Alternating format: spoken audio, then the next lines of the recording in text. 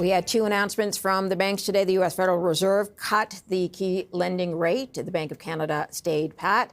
S&P 500 moving up 52 points today so far on the day. The Dow Jones, a 554-point move, so over 1%. And the Nasdaq, a 109-point gain right now, up almost 0.5%. Let's go to Thomas Martin. He's Senior Portfolio Manager at Globalt Investments, and we can talk a little bit about the shakeout with him. Thanks for joining us today. Great. Thanks for having me on your program. So no surprise on the expected cut, but what's your take on the commentary by the chair? What was your big takeaway?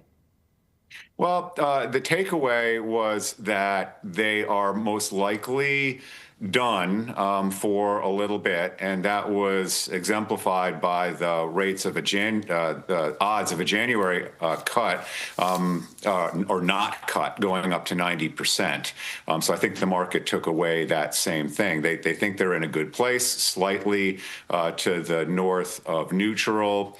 And the thing that I took away, which was kind of buried deep in the Q&A, was that the focus on keeping growth going, that you do that if you can, if inflation's okay. It's not at their target, but if it's okay, you need growth to be able to increase affordability and to kind of lift all boats by keeping people employed and the economy humming.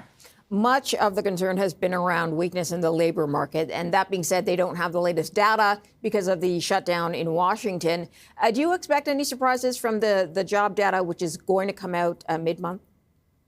Well, he made the comment, Powell did, about that data and how it is not necessarily as reliable just on the numbers themselves, and that it's actually weaker than the stated numbers, just because for some reason he isn't able to say why, that it's just been overstated and continues to be overstated, and that problem hasn't been corrected.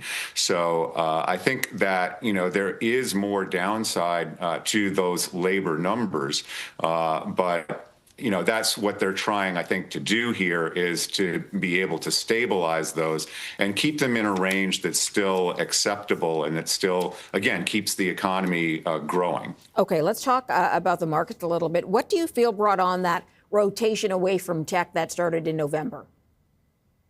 Well, it had to do with valuation and how far and how fast those stocks had come, and people getting used to what's going on in AI, which is changing very rapidly, and just the huge amounts of projects that are announced in order to get the programs in place that can run, which are still being modified, et cetera. So you need a lot of physical infrastructure to be able to do that. And there's bottlenecks there. The energy infrastructure and electrical infrastructure can't be built at the speed of software. And so you have to place orders to get these kind of enormous projects going. And I think as that happens, people want to make sure, investors want to make sure that the companies aren't getting ahead of themselves. And they always think back to the last disaster, which was when we had fiber optic cable overbuild. But this is a different situation. There's a lot more things that need to go on here and that will go on. So I think it's just going to be lumpy as the excitement builds and people want to be positioned to take advantage of that, but then also want to be sure they're not in something that is going to just fall apart. Okay, so is this a theme you think will carry into next year? Absolutely. Yeah. Okay. That's my opinion. Okay. It's my opinion. Let's get to a couple of your picks for stocks then. First one is Live Nation. Why do you like Live Nation moving forward? Well, so this one has really nothing to do with AI per se. What it has to do with people's thirst for entertainment and for companies' thirst for people's eyeballs and attention. And there's somewhat of a flywheel there in the sense that you are capturing this desire for entertainment, and you have the economics of the venues and the artists that are providing this entertainment. So you have the artists, then the venues, and then you have sponsorships. And in an era of social media, they all really build on each other. And this company is growing. I mean, the thing that I like about it is that it is growing. You're looking at an adjusted operating income growth rate somewhere in the 15% range over the next 5 years if these trends continue, which we expect that they will, based on what I'd said earlier, is that, and Live Nation just has the most reach in the globe and the ability to control their costs and their delivery. So that's why I like that one. Okay, let's get to Carvana, which is your next pick. They sell used cars online, which seems to be a growing model. Do they have a lot of growth?